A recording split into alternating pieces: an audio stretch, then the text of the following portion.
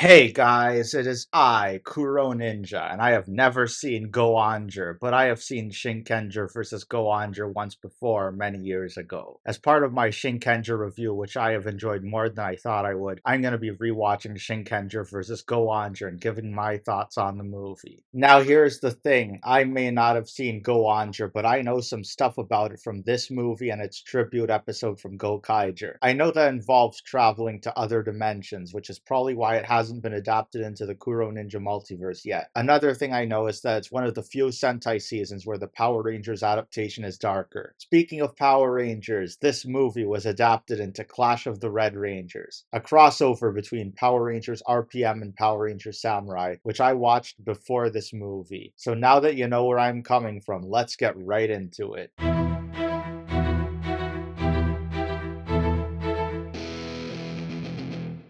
The film begins with a standoff between the Go-Onger's giant robo and Bachid, the main antagonist of the movie and the president of the Gaiark. It seems like the Go-Ongers are victorious, but then Bachid takes them down and scatters them into different dimensions. Meanwhile, the Shinkengers find some new enemies, but they don't look like Gadoshu. Another Red Ranger then shows up and introduces himself as Gohan Red, also known as Sosuke, and he and Takaru don't really get along. Now it's revealed that Bachid is collecting water from the Sanzu River so he can pollute all the world from his secret factory. He makes a deal with Dokoku, who sends an Ayakashi with wheel powers to aid him. Bachid also brings the three main Gaiark generals from the Sanzu River to the human world as ghosts, but they don't want to be part of the evil scheme and instead they eat sushi at Genta's cart. The Shinkengers end up fighting against Bachid, but he sends them all into other worlds except for Takaru. The Ayakashi then captures Hikoma and the Go-Onger's mentor Bomper. With the other Shinkengers